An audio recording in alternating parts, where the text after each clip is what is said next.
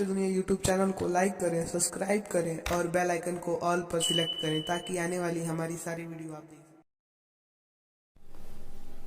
सकें। एक ऐसी शक्ति, एक ऐसी ताकत जो दुनिया के सारे ऐशो आराम आपके सामने लाके रख दे।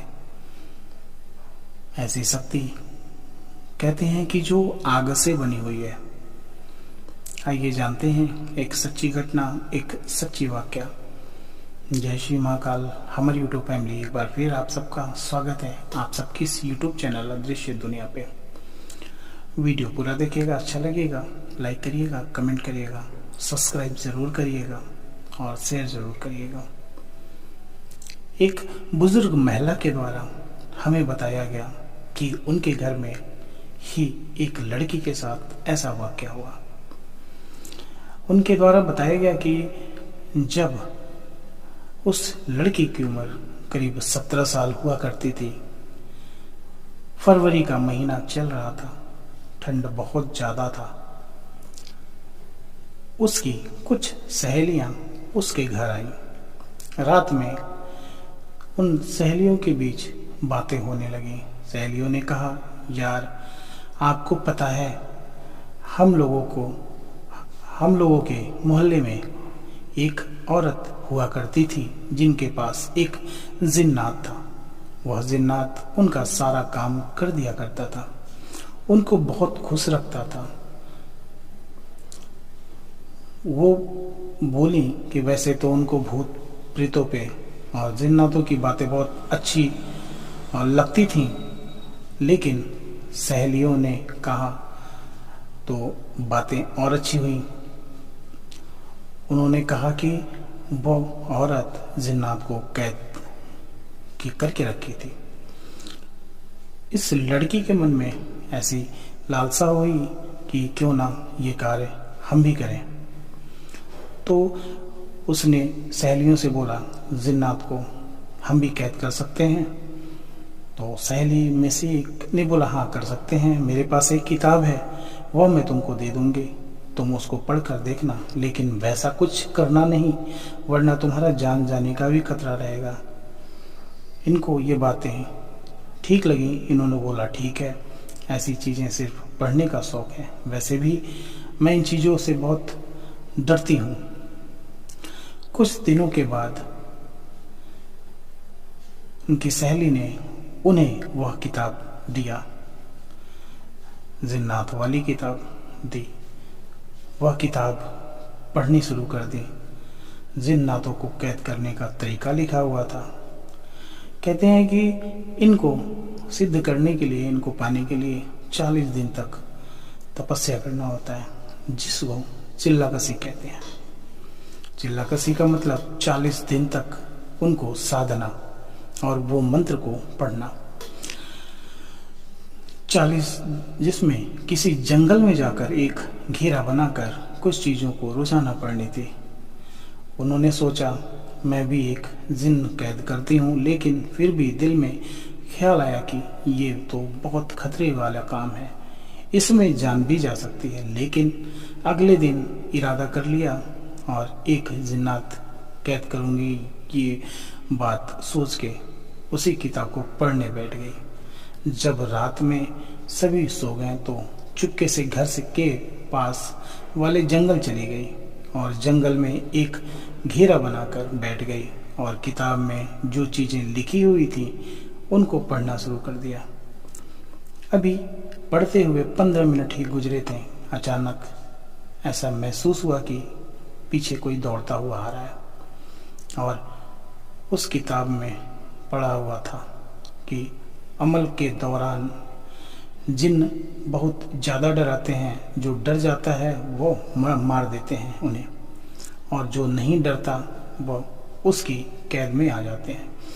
इसीलिए मैंने दिल को मजबूत किया और सोच लिया कि कुछ भी हो जाए मुझे डरना नहीं। लेकिन थोड़ी ही देर बाद मुझे ऐसा लगा कि मेरे हाथों पर कोई गीली चीज ऊपर से टपक की टार्च से जलाकर जब अपने हाथों को देखा तो मुझे अपने हाथों पर खून ही खून नजर आए।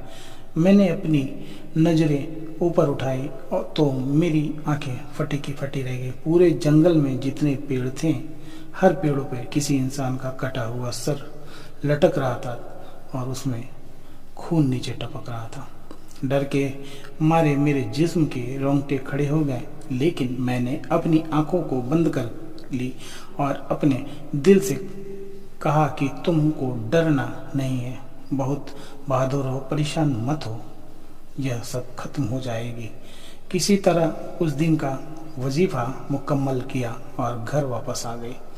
अगले दिन रात में फिर से वही जंगल जगह पहुंच गई और वही चीज़ों का पढ़ना शुरू कर दिया। थोड़ी देर के बाद मेरे सामने बहुत डरावनी डरावनी शक्लें आने लगी। वो सब जिन्नात थे। मैंने आज तक कभी जिन्नात नहीं देखे थे, लेकिन उस वक्त वो मुझे बहुत डरावनी डरावनी शक्लों से डरा रहे थे।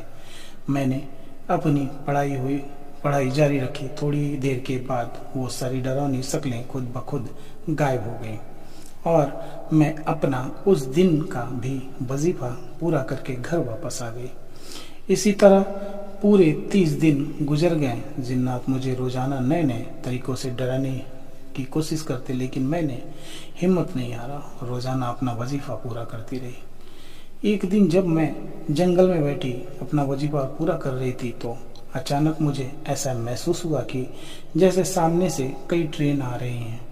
मैंने हटने की कोशिश की, लेकिन मुझे फौरन याद आ गया कि नहीं, अगर यहाँ से हट गई तो जिन्नात मुझे मार देंगे। मैंने आंखें बंद कर ली और अपना वजीफा जारी रखा। उस दिन जब मैं अपना वजीफा पूरा करके घर जा रही थी, तो रास्ते में मुझे पीछे जंगल से अजीब अजीब डरावनी आवाज़ें सुनने को मिल रही थी। किसी तरह घर पहुंची और अपने बिस्तर पर लेट गई। रात के वहीं कुछ 2:30 बजे रहे। जब मेरी आंखें खुली तो मैंने अपने कमरे में की हालत देखकर चीख उठी और मुझे पूरे कमरे में गोजर, बिच्छू, सांप ये सब दिखने लगे। पूरे कमरे में भरे पड़े थे। सबसे नीचे पड़ी हो सांप मुझे काटने की कोशिश कर रहा था। मैं बहुत डर गई थी और मैंने जल्दी जल्दी पढ़ना शुरू कर दिया। थोड़ी देर के बाद अपने आप वो सारी चीज़ें ख़त्म हो गईं। आज 40वां दिन था, मेरे ये चिल्ले का आखिरी दिन। मैंने उस दिन सुबह बहुत खुशी थी, क्योंकि मुझे खुद को अपने मेहनत कामयाब देख रही थी। मुझे खुशी थी कि आज रात मुझे एक जिन्नात मिल जाएगा, उससे मैं ढेर सारी बातें करूंगी। मैंने किताब में पढ़ा रखा था कि आखिरी दिन बहुत ज़्यादा डराया जाता है, इसलिए मैंने पहले से ही अपना दिल मजबूत कर लिया था कि आज कुछ भी हो जाए मैं डरूंगी नहीं। जब रात हुई तो मैंने जंगल पहुंचकर रोज की तरह गोला खींचा और उसके बीच बैठकर पढ़ने लगी। थोड़ी देर के बाद वहाँ बहुत से जिन्नात आ गए। डरावनी शक्लों में मुझे डराने लगे। एक जिन्नात को मैंने देखा कि वो मेरी मम्मी को पकड़कर ले आया और उनका गला काट दिया। थोड़ी देर के बाद मुझे डर लगा, लेकिन मैंने जानती थी कि ये सब झूठी चीज़ें हैं, ये सिर्फ मुझे डरा रही हैं, ऐसा कुछ भी नहीं है। किसी तरह उस दिन का भी चिल्ला पूरा हुआ और मैं खुशी खुशी अपने घर वापस आ गई। आज मेरी मेहनत कामयाब हो चुकी थी।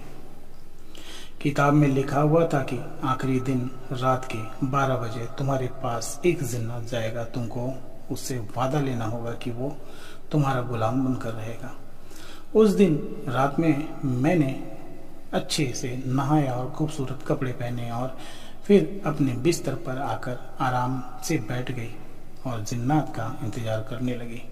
वक्त गुजरता जा रहा था, लेकिन मुझे किसी चीज़ का एहसास नहीं हुआ। रात के वही कुछ 3:15 हुए कि अचानक मुझे कमरे में बहुत तेज खुशबू महसूस हुई। मुझे थोड़ा सा डर भी लगा, लेकिन मैंने खुद को संभाला। अचानक मुझे अपने पीछे से किसी के चलने की आवाज़ महसूस हुई। मैंने पीछे मुड़कर देखा तो एक बहुत ही खूबसूरत नौजवान लड़का सफ़ेद कपड़े पहने हुए मेरे सामने खड़ा था। उसे देखकर मैं सहम सी गई। उसने मुझसे कहा, मैं आपका गुलाम हूँ, आपने मुझे क्यों कैद किया है? मैंने कहा, नहीं, मैंने तुमको कैद नहीं किया, बल्कि मैं तो सिर्फ तुमसे दोस्ती करना चाहती। उसने मेरे सामने सर झुका दिया और कहा कि आपका जो भी हुक्म होगा मैं वह पूरा करूँगा और कभी आपकी बात नहीं टालूँगा, लेकिन मेरी एक शर्त है। मैंने पूछा, बताओ क्या शर्त है? वह बोला कि मैं किसी की जान नहीं लूँगा और कभी कोई ऐसा काम नहीं करूँगा जिसकी वजह से किसी पर जुल्म हो। मैंने कहा, ये तो बहुत अच्छी बात है, मैं नहीं चाहती कि तुम ऐसा कोई काम करो, मुझे तो सिर्फ तुमसे दोस्ती करनी है। वो मेरे पास आकर बैठ गया और उसने बताया, मेरा नाम शाहिद है। मैंने उससे पूछा, तुम लोगों की दुनिया कैसी होती है? बताया कि हमारी दुनिया चांद के ऊपर होती है, हम लोग का तुम लोगों से कोई ताल्लुक नहीं रहता। उसने बताया कि जैसे आप लोगों की दुनिया है वैसे हमारी भी दुनिया है, जो आप लोग खाते हैं उससे मिलता जुलता हम लोग भी खाते हैं। हमारे और आप लोगों से बस इतना सा फर्क है कि हमारे पास कुछ ऐसी ताकतें हैं जो आप लोगों के पास नहीं है।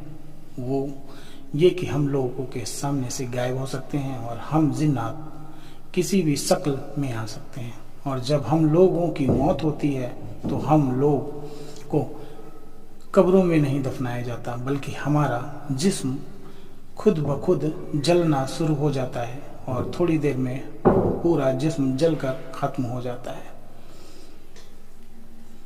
ये ऐसी घटना हुई, उन्होंने बताया।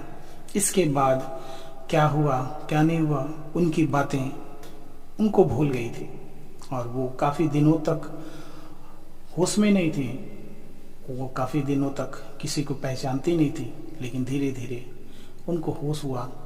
वो लोगों को तो पहचानी, लेकिन बाकी जो चीज़ें इसके बाद हुई वो नहीं बता सकी। इतना ही उनके द्वारा बताया गया।